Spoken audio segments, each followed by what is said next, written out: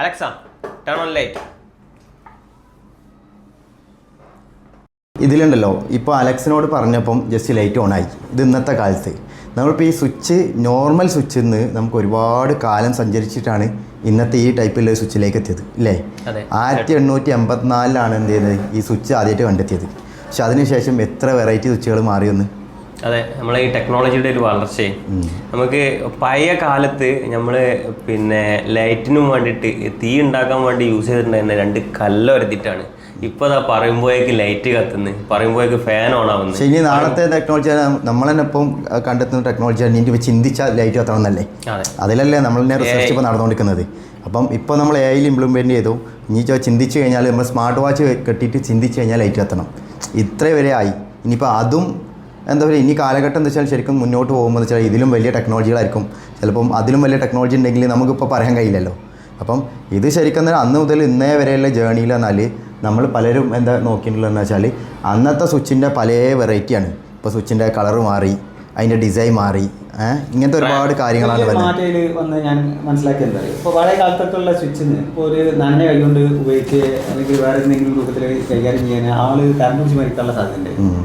പക്ഷേ ഇപ്പോൾ പുതിയ മോഡൽ നമ്മുടെ സ്വിച്ചിൽ ഗ്ലാസ് പാനലാണ് വരുന്നത്, ജസ്റ്റ് ടച്ച് ഫെദർ ടച്ചാണ് വരുന്നത്. ഇതിൽ കറണ്ട് പിടിച്ച് മരിക്കാനുള്ള സാധ്യത ഇല്ല എന്നുള്ളതാണ് മനസ്സിലാക്കുക. അപ്പോൾ ഇത് സേഫ്റ്റി സൈഡും കൂടി പഴയ കാലത്തിനെ അപേക്ഷിച്ച് ഭയങ്കരമായ മാറ്റം, വല്ലാത്തൊരു ബൂമിംഗ് ആണ് ഇത് വന്നതെന്നുള്ളതാണ് ഞാൻ മനസ്സിലാക്കുന്നത്. അതിൽ ഒരു കംപ്ലൈൻറ്റ് വന്നിട്ട് റേസ് ചെയ്യുന്ന ഒരു പ്രശ്നം വരുന്നില്ല മറ്റുള്ളതിനെ അപേക്ഷിച്ച്.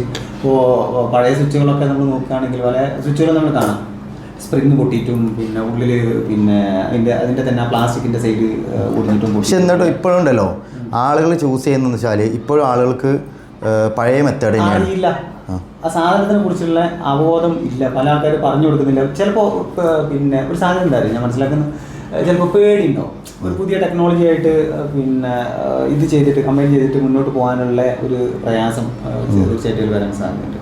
അപ്പോൾ ഇതൊക്കെ ഞാൻ മനസ്സിലാക്കുന്നത് ഇത് വല്ലാത്ത സംഭവം, വല്ലാത്തൊരു ബൂമിംഗ് ആണ് ഇതിൽ വന്നിട്ടുള്ളത്. കാരണം ഒരു ലോങ് ടേം വാറണ്ടി ഉള്ള ഒരു കിടിലം പ്രോഡക്റ്റ്, നല്ല ഒരു പ്രോഡക്റ്റ്. ആ പ്രോഡക്റ്റ് 1 മില്യൺ ടച്ച് അത് പറയുന്നത് ശരിക്കും normal switches less than 50,000.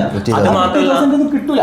Normal സ്വിച്ചസിന്റെ ഏറ്റവും വലിയ പ്രോബ്ലം വരുന്നത് എന്താ വെച്ചാൽ എറുമ്പ് കയറിയിട്ട് അതിന്റെ ഉള്ളിൽ പൊടി കൊണ്ടുപോയിട്ട് ഡസ്റ്റ് ചെയ്തിട്ട് ഓണാക്കാൻ പറ്റാത്ത അവസ്ഥ. അതുപോലെ ഇതിന് നനഞ്ഞ കൈയാണെങ്കിൽ ഷോക്ക് അടിക്കാം അല്ലേ, അങ്ങനത്തെ കാര്യങ്ങൾ. അല്ല, ഇതുപോലത്തെ സ്വിച്ച് ആകുമ്പോൾ വെച്ചാൽ നമുക്ക് ഒരുപാട് ഓപ്ഷൻസ് ആണ്. ഒന്ന് നമുക്ക് ടച്ച് ചെയ്തിട്ട് നമ്മൾ സാധാ സ്വിച്ച് ടച്ച് ചെയ്യുന്ന പോലെ തന്നെ ടച്ച് ചെയ്തിട്ട് നമുക്ക് ഓപ്പറേറ്റ് ചെയ്യാൻ വേണ്ടി പറ്റും. അത് അൾട്ടിമേറ്റ് പോയിന്റ് കേട്ടോ. അതായത് ആ കാലഘട്ടത്തിനനുസരിച്ചുള്ള മാറ്റം. നമ്മൾ പല സ്ഥലത്തും കയറിയിട്ട് സ്വിച്ച് ഇടാൻ പറഞ്ഞ് നമ്മൾ വീട്ടിൽ ആളില്ലാത്ത സമയത്ത് നമ്മൾ പല ആൾക്കാർ അയൽവാസികളൊക്കെ വിളിച്ച് ഇടങ്ങിറക്കുന്ന ആ സമയത്ത് പോയിട്ട് ഇപ്പോൾ നമ്മൾ നേരത്തെ വൈസാർ സ്വിച്ച് ഓണാക്കാൻ അലക്സനോട് പറയുന്നതിന് പകരം അത് പറയേണ്ടാത്ത അവസ്ഥയിൽ കൂടെയാണ് ഇപ്പോൾ. അതെ.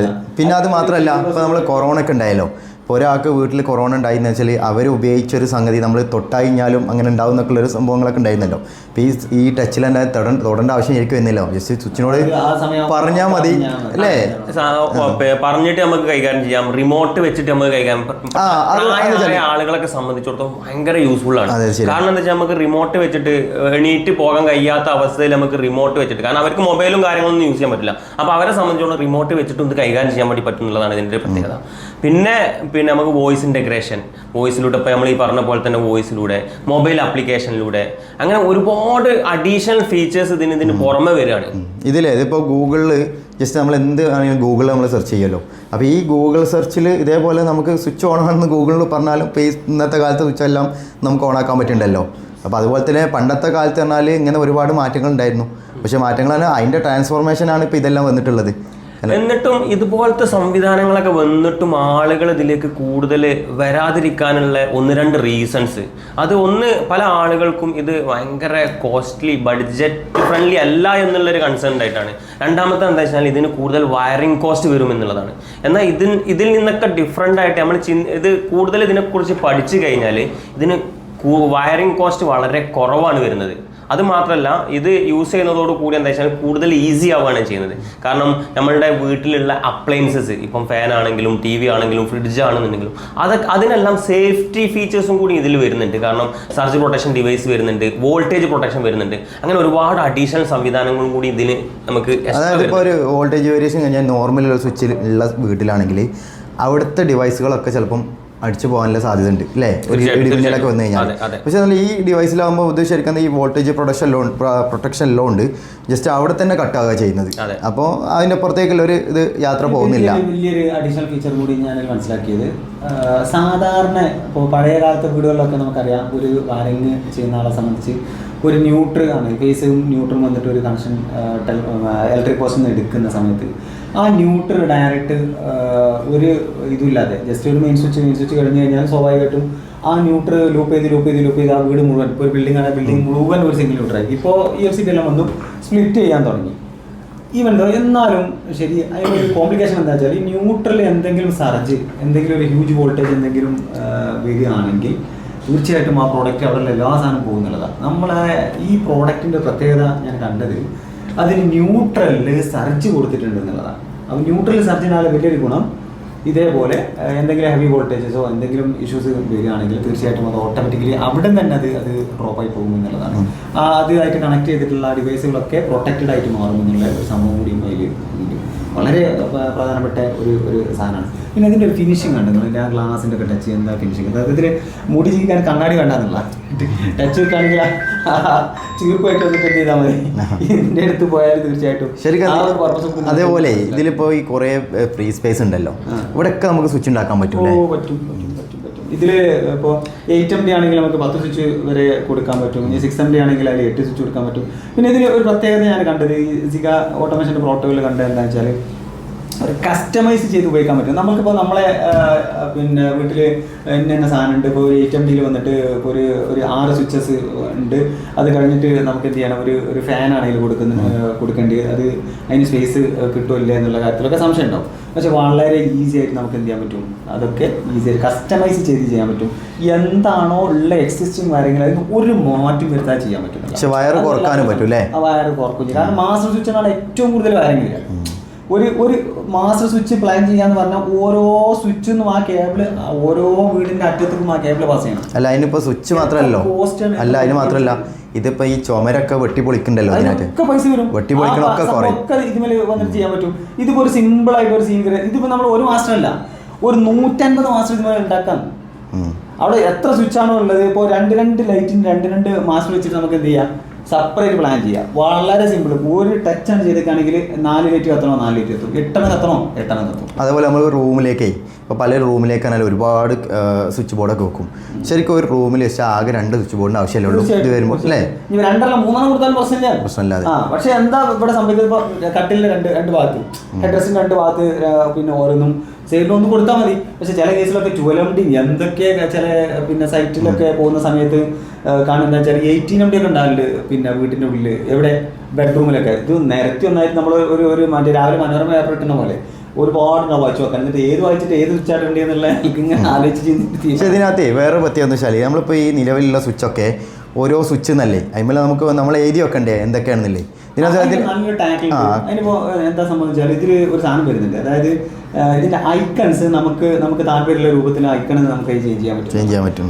ഐക്കൺ ചേഞ്ച് ചെയ്യാൻ പറ്റും. കളർ വേരിയേഷൻ പറഞ്ഞാൽ ഈ ബോർഡറൊക്കെ വന്നിട്ട് നമുക്ക് ഗോൾഡൻ വൈറ്റോ അല്ലെങ്കിൽ സിൽവറോ അല്ലെങ്കിൽ വൈറ്റോ, അത് ഏതാ വേണ്ടി വെച്ചാൽ ആ രൂപത്തേക്ക് അതായത് നമ്മളെ ആ ഒരു ഇന്റീരിയർ തീമിനനുസരിച്ച് മാറ്റാനും പറ്റും. നല്ല ഭംഗിയാണ് സാധനം, അടിപൊളിയായി മാറും. പിന്നെ അതിന്റെ ഗ്ലാസ് ആണെങ്കിലും കിട്ടില്ല ഗ്ലാസ്, നല്ല കാണാൻ തന്നെ നല്ലൊരു ഭംഗിയുള്ള രൂപത്തിലുള്ള. പക്ഷെ വൈറ്റ് പ്രതലത്തിൽ എപ്പോഴും ബ്ലാക്ക് ആണ് ഭംഗി അല്ലേ? പക്ഷേ ചില ആളുകൾ എഗെയിൻസ്റ്റ് ആണ്. അത് നമ്മൾ അട്രാക്ട് ചെയ്യണമെന്നുണ്ടെങ്കിൽ എപ്പോഴും എഗെയിൻസ്റ്റ് ആയിട്ടുള്ള കളറാണ് നന്നാവുക. വൈറ്റിൽ വൈറ്റ് തന്നെ കൊടുത്തു കഴിഞ്ഞാൽ സ്വിച്ച് നിറഞ്ഞ് നടക്കേണ്ടി വരും, പിന്നെ ടോർച്ച് നോക്കേണ്ടി വരും സ്വിച്ച്.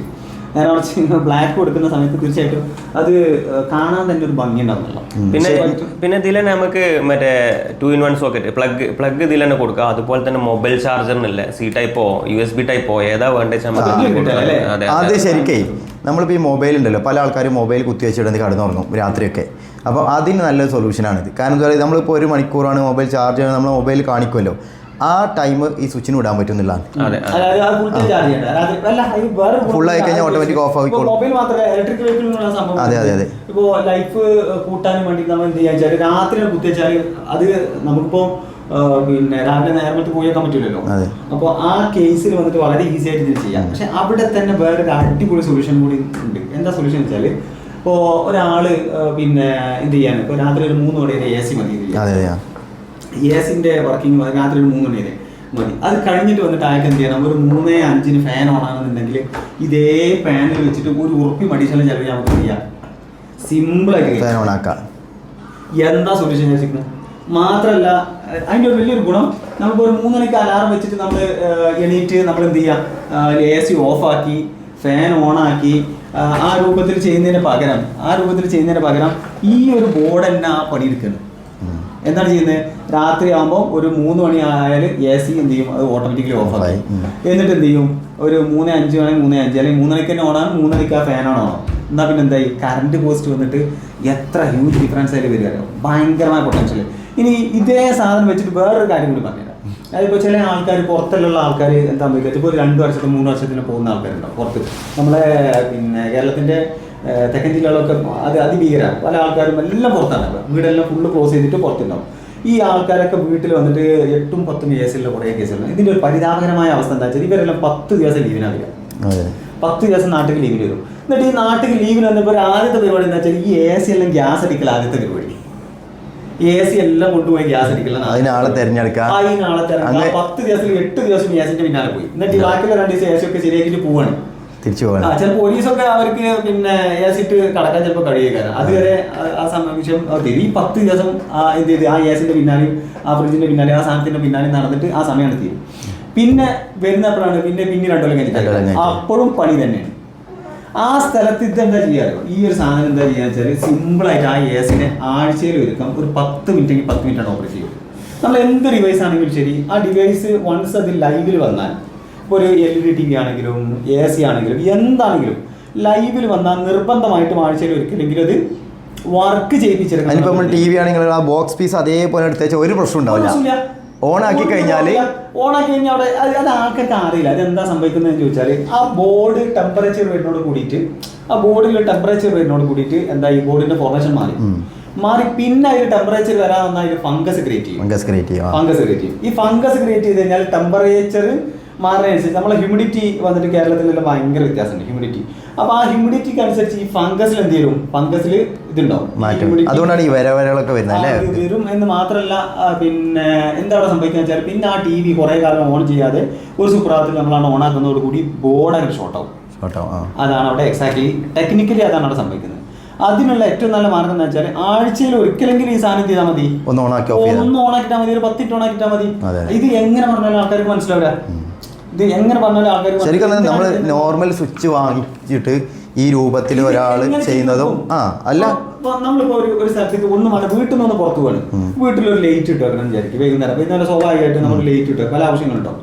ഇപ്പോൾ വീട്ടിൽ ആളുകളെ തോന്നിക്കാനോ അല്ലെങ്കിൽ വേറെ എന്തെങ്കിലും ആവശ്യം എന്തായാലും വാട്ടവർക്ക് വേണ്ടി.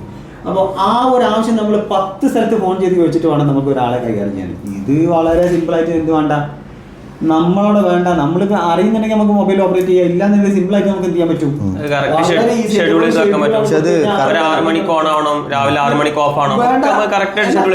അതിൽ മൾട്ടിപ്പിൾ ഷെഡ്യൂളിന് പ്രത്യേകത.